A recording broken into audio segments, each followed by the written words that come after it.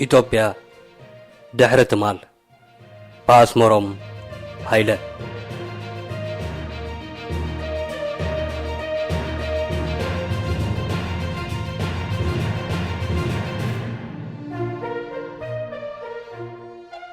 كأن أفريقيا بجت كحمس كنيلو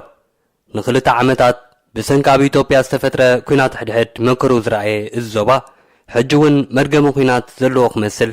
كينات إثيوبيا عسيلو أبسط تصفور الوقتي بسودان كالبارع تفتيرو حزبنا لكم يركب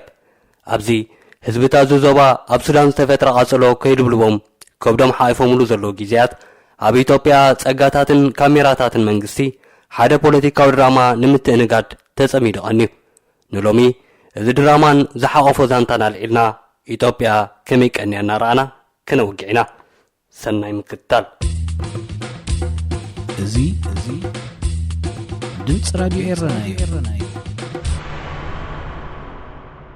زتفلاليا كللا زقمو بفولي حيل زفلت حوس ملشا سراويت المفراس كابز وجه النجو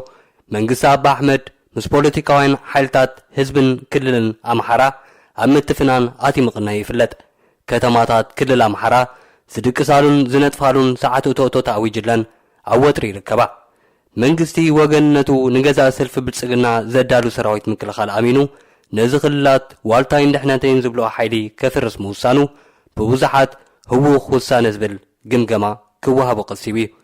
اتم أنصار زوزسانة مقوزل علو وغنات سراويت مكلخال إثيوبيا نغزا سلف بلسقنا كابزلو وغنت بتوساخي أب كللات نايتا هاجر سلام نمسفان زرقيو دخمت العلوم يكاتعو كلل سومالي بالشباب أب ستقعات الوقتي زرد سراويت مكلخال مسانت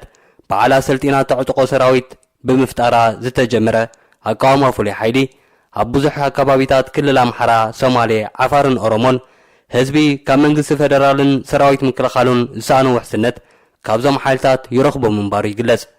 إذا دمايو أبزح جوان مفراس نايزا حيلي هزباو تقامو خقوتمو جيرو زركب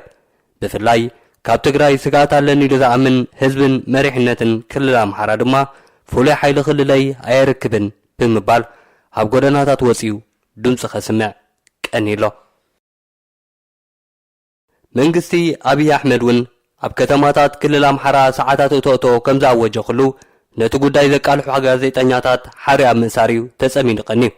ات منقستي ورحاب زي ملقيزي لعلشو مونتا غازيتنياتات أب كايديتي ركب انت قونا غازيتنياتات أم إنسار تسأمينو زقني منغستا أبي أبتي ترفقيزيو كينات تقراي نمزام تراني روم نزولو معاكالات ناي مسغانا قبجا نمدلاو عدلا يسانن أبز قبجا كابز نبارو كأن تعدمتي كيزاوي بريزيدنت كلل تقراي آتو جيتاچو رداي نيرو أب كللو أب كينات حد إثيوبيا تساتيفوم زنكلو تقارو منسيات قبو كنكن سينا بمبال زلعل وحدتهم زقبرو سلامو سلفن بايرا ساعكخمن جيزي هابوني زمن لسكيتاچو بسنك حزرة أقولقلوتات أبساق خللو تلعيلهم زلو موصر ألبو هزباوين حتوتات نتي بقدامي مستر أبا أحمد استقبرو لقبجا أخبيرو بسنبت 23 ميازيا جنرال صادقان قبرتن سعين جنرال تادس وردن زركوبو لو خحيزو أبا دي سابا أدابا محزنت دبخ كامبال أعاقتون أبتي سفالاليو سلسلتان كل تقراين إثيوبيان استرخبولو مدرخ كينات تقراي بسلامة منقد نمعراف تراني روم سبالو كومولي سونغو نوفو سانجو وهورو كينياتا مصافاك محمد مايك هامرن زركبوم بركز بولو دبلوماسينياتاتن لوخاتن ترخيبوم نيروم نقلت عامتات جونتان فاشش سننا تباهالو سمحر حدوم وكا بزي سرفي مسؤوع سينوم زقني مرحتي إثيوبيا أبز مدرخ نحر حدوم كودا دسيم تسميعم أبتي كينات يبكع سلام نسنع بزبل جرحو سلالو مدب بأبي أحمدن جيتاچو ردان تمريح استوحبه ناي سلام سبكتات سمعت إذني انبرلوزو مرحتي اتم كد مخلط عمتات نفولتم سباتيم إلا خد قرم نبري بوغن عدومات أوبوسانجو نمرحت خلطي وغنات سلام نمسفان نزقبرو سعري كمسكن انكالو كينياتا أفريكا نساقاماتا بعلا فتح كتنس تخيليا كبل تسميعو ازوم كلتا بريزيدنتات نبر كينات حد إثيوبيا نخبكع زقبرو سعرن توفيتن ببانم زرسع يكونن نزب مذكار دمايا إثيوبيان مرحتان كمجلسي مسغانا بمبال ورقت مسكرنت كتعدلو مسترايت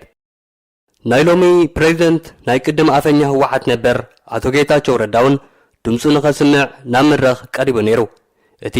ብብዙሓት ሰባት ኣብ ቅድምን ከይድን ዝኹናት ብዝህቦም ተረርቲ ቃላቱን ናብ ቀዳማይ ሚኒስተር ኣብይ ኣሕመድ ዝቐንዑ ናይ ምንሻው ርእቶታትን ዝዝከር ጌታቸው ሎሚ ግን ንኣብይ ኣሕመድ ክውድስን ኣነ ካብ ትግራይ ሰላም ጥራይ ሒዘልኩም መጽ ክብልኒ ተሰሚዑ። ጌታቸው ኣብ መደርኡ ደማዊ ኩናት ኢና ሓሊፍና ብዙሓት ኣማይታ ሸሓት ኣኽፊልና ኣሎ ድሕሪ ምባል እቲ ስምዕ ሰላም ንኽተም ቀዳማይ ሚኒስተር ኣብይ ኣሕመድ ብዝወሰዶ ድፍረት ዝተመልኦ ውሳነታት ከየድነቑ ክሓልፍ ኣይክእልን የስዕብ። መቕረበይ ዝርከቦም ብኣማይታ ሸሓት ዝቑፀሩ ተመዛበልቲ ኣለዉ። ተመዛበልቲ ናብ ቤቶም ክምለሱ ኣለዎም። 4 ዓመት ካብ ቤት ትምህርቲ ርሒቖም ጸንሑ ክምለሱ ይደልዩ። ምስ ጎረባብቲ ክልላት ዓፋርን ኣምሓራን ግጭት ክህሉ ይግባአን ዝበለ ጌታቸው ነቲ ደፋር ዝበሎ ኣብይ ኣሕመድ ተወሳኺ ድፍረት ከርኢ ክሓቶም ከሎ ከምዚ ይብል። ቀዳማይ ሚኒስተር ኣብይ ኣብ ካልኦት ከባቢታት ሃገር ንዝረኣዩ ግጭታት ብድፍረትን ስፍሕ ብዝበለ ኣረኣያን ከም ዝፈትሖ ተስፋ ይገብር። ንሕና እውን ነዚ ንምዕዋት ዝከኣለና ንምግባር ድልዋት ምህላውና ኣረጋግጸልኩም ኢሉ። ብድሕሪ እዚ እቲ ሓደ ኩናት ትግራይ ንኽለዓል ወሳኒ ተራ ነይርዎም ዝበሃሉ ፖለቲከኛታት ዝነበረ ጌታቸው ረዳ ካብቲ ፋሽስት ኢሉ ዝጽውዖ ቀዳማይ ሚኒስተር ኣብይ ናይ ምስጋና ሽልማት ከቐርበሉ እንከሎ ወራያ ከም ዝደመቐላ ጸማቒ ስዋ ከኽመስምስ ዘምስየ ቀዳማይ ሚኒስተር ኣብይ ንመሪሕነት ናይቲ ጁንታ ኢሉ ዝጽውዖ ፍሉይ ጉጅለ ናይ ምስጋና ሽልማት ዓዲሉ። በዛ ኣይብቅዕን። ኣብይ ኣሕመድ ማይክሮፎን ተቐቢሉ መደረ ኣብ ዘስማዓሉ እዋን ሕጂ እውን በቲ ምስ ኣሸባሪ ኣይንደራደርን ዝበለሉ መልሓሱ ካብ 2 ዓመታት ምውጋዕ 20 ዓመታት ምልዛብ ይሓይሽ ክብል ስብከቱ ኣስሚዑ።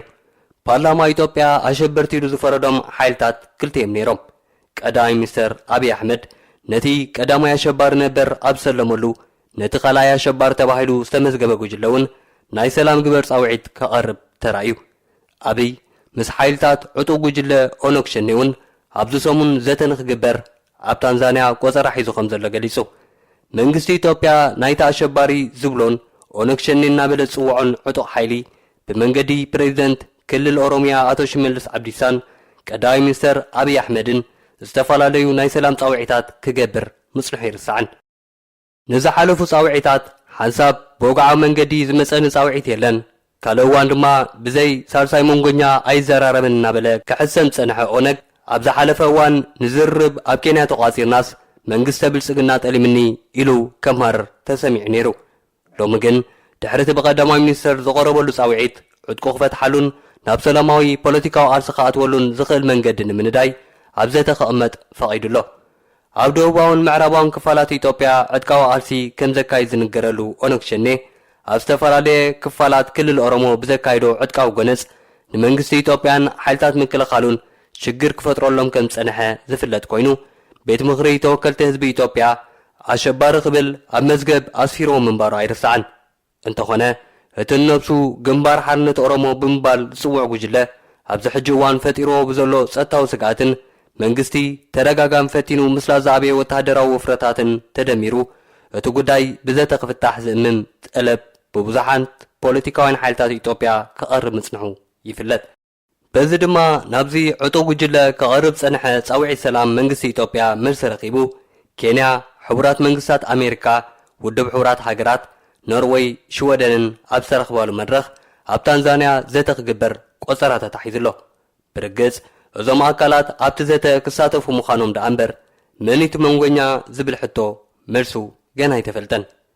መደረ ኣብይ ኣሕመድ ገና ኣይወድአን። ብግጥማዊ ኣናባባ ኣብ ዘቕረቦ መደርኡ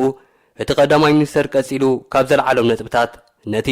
ደፋር እንተኾንካ ኣብ ካልኦት ዘሎ ሽግራቱን ብሰላም ፍታሕ ክብል ብድሆ ዝመስል ዘረባ ዝወርወረሉ ጌታቸው ረዳ ንስኻ እውን ደፋር እንተኾንካ ናብ ጎንደር ወሪድካ ምስ ክልል ኣምሓራ ዘለካ ሽግር ፍታሕ ኢሉ ክምልሰሉ ተራእዩ። ቀዳማይ ሚኒስተር ኣብይ ኣብ መንጎ ህዝብታት ትግራይን ኣምሓራን ዘባኣስ ከም ዘየለ ብምግላጽ መሪሕነት ክልቲኡ ክልላት ሽግራቶም ባዕላቶም ክፈትሑ ብምሕባር መራሕቲ ኩለን ክልላት ኣብ ዝቐጽል ሰሙን ናብ ትግራይ ተጓዒዞም መቐለ ክነግዱን ኣዚዙ። ናብ ሱዳን ኣብ ዝቐንዐ መልእኽቱ እቲ ቀዳማይ ሚኒስተር ህዝቢ ሱዳን ካባና ክመሃር ይግባእ ድሕሪ ምባል ሑመይቲ ሓወይን ኣልቡርሃን ሓወይን ሽግራቶም ባዕላቶም ክፈትሑ እዮም ክብል ተዛሪቡ። ኣብይ ሃገሩ ንጎረባብታ ሰላም እትምነይን ዓቃብ ሰላም እትልእኽን ጥራይ ዘይኮነት ካብተን ዝርከባ ትሕግዝ እውን ምዃና ብምግላጽ ብስም ሃገሩ 50,000 ኩንታል እኽልን መድሃኒታትን ናብ ሱዳን ክልእኽ ተዳልዩ ምህላው ገሊጹ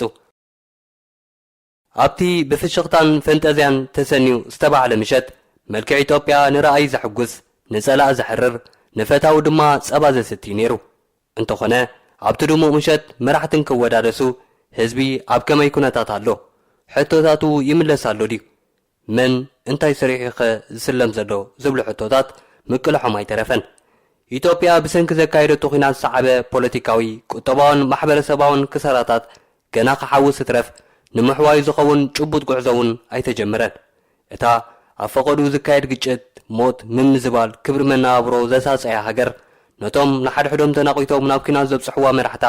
ሕጂ እውን ሰላም ከም ዝፈረሙ እምበር ሰላምን ብልጽግናን ከም ዘምጽኡ ከይረጋገጸት ትሽልመሉ ግዜ ከም ዘይኣኸለ ይዝረብ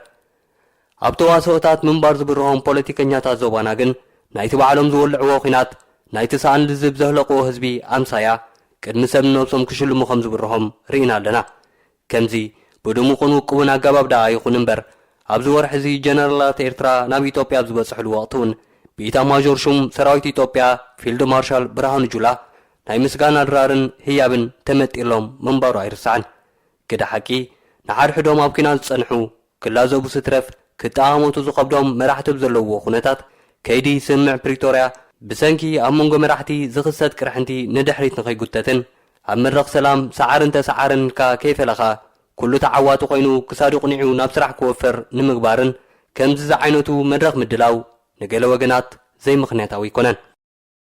እንተኾነ ካብ ሞያውያን ተዋሳትን ላዕሊ ነንጽባዕ ሓድሽ ምስሊ ሒዞም ከቕልቀሉ ዘይጽግሞም ፖለቲከኛታት ዞባ ዝኣተውዎ መብጻዕ ሰላም ጭቡጥ ንምግባር ምጽዓር ዘይመቐደሙ ስልማት ቀሲሉ መርከበ ዝብሉ ወገናት እውን ኣይተሳኑን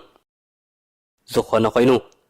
ኲናት ሕድሕድ ኢትዮጵያ በዚ ናይ ሰንበት ግብጃ መጋረጁ ከም ዝዓጽወ ክግመት ይከኣል ኣብ ትግራይ ዳግማይ ምርጫ ብምክያድ መንግስቲ ምትካል ዝብል ሕቶ ግዜ ይመልሶ ተባሂሉ እዩ ህንጸታ ብኹናት ዝዓነወት ሃገር ድሕሪ ሽልማት ተባሂሉ እዩ ሕቶታቲ ግዳይ ስንክልናን ዝኽትምናን ዝኾነ ጠወርቱን ተስፉን ዝሰኣነ ስድራ ቤታት እውን ድሕሪ ሽልማት ተባሂሉ ኣሎ ብዓብዩ ትበዳህ ዝበሃል ፖለቲካዊ ዝርርብ ክሳብ ሕጂ ተገብረን ንኽልል ትግራይ የስግኢ ዝተባህለሉን ንመንግስቲ ኤርትራ ምኽንያት ኢዳእታውነቱ ኣብ ኢትዮጵያ እዩ ዝበሃል ዶብ ገና ኣይተሓንጸጸን ኣብ መንጎ ክልላት ትግራይን ኣምሓራን ዝነበረ ዘከራኽር ከባቢታት እውን ከምኡ እቲ ተገይሩ ዘሎ ነገር እቶም ጻሓርቲ ኹናት እቶም መራሕቲ ኹናት እቶም ሰበኽቲ ኹናት ኣብ ጣውላ ክፍታሕ ዝኽእል ሽግር ናብ ባርዕ ምስ ለወጡ መርዓት ምስ ተዓመጸት ኣደ ምስ ተኾርሜት ኣቦ ምስ በኸየ መንእሰይ ምስ ሰንከለን ሞተን ህዝቢ ዘለዎ ኩሉ ምስ ነገፈ ተዓሪቕና ብምባል ሞሳቲ ዘውረድዎ ዕንወት ይሻላለው ምህላዎም እዩ ይኹን ሕራይ ንጉለትና ክንስለም ካበልኩም ይኹነልኩም ግን ድሕሪ ሰላም ልበሃብኩም ምባል ድማ ግድን መስል ብርግጽ ህዝቢ ቀርኒ ኣፍሪቃ ብሓፈሻ ህዝቢ ኤርትራ ድማ ብፍላይ ካብ ሕሉፍ ክንምሃር ግድን እዩ ሕሉፍና ሕሉፍ ኲናትን መከራን እዩ ብዘይ ሕቶ ኲናት ምድጋፍ ክተታብ ዝተባሃልከዮ ብረትና ካብ ምልዓል ወፂና ስኽን ኢልና ንፖለቲካዊ ድራማታት መሪሕነትና ምስ ንርኢ ርሖ ምኻድ ገዲፍና ከይድን መፈጸምታን ኲናት ትግራይ ምስ ንምልከት ኲናት ንዓና ንህዝቢ ይመክሩ እምበር ንመራሕትናስ ዋዛን መደልደሊ መንበርን ምዃኑ ብደሚቕ ቃላት ተጻሒፉ ንረኽቦ ኣብ ኤርትራ ትግራይ ኢትዮጵያ ንህዝቢ ድሕሪ ኲናት ገሊ ናብራ እዩ ዘሎ ድሕሪ ኲናት መርድእ ስዋኣት እዩ ዘሎ ድሕሪ ኲናት ጾር ስንኩላን እዩ ዘሎ እንተ ንመሪሕነትና ግን ድሕሪ ኲናት ስልማት እዩ ዘሎ ክቡራት ተኸታተልትና ሎሚ ኢትዮጵያ ድሕሪ ትማል ብዝብል ኣርእስቲ ንዓኹም ኣዳሊናዮ ዝነበርና መደብ ኣብ ዘዛዚምና ኣለና ሰሰናዩ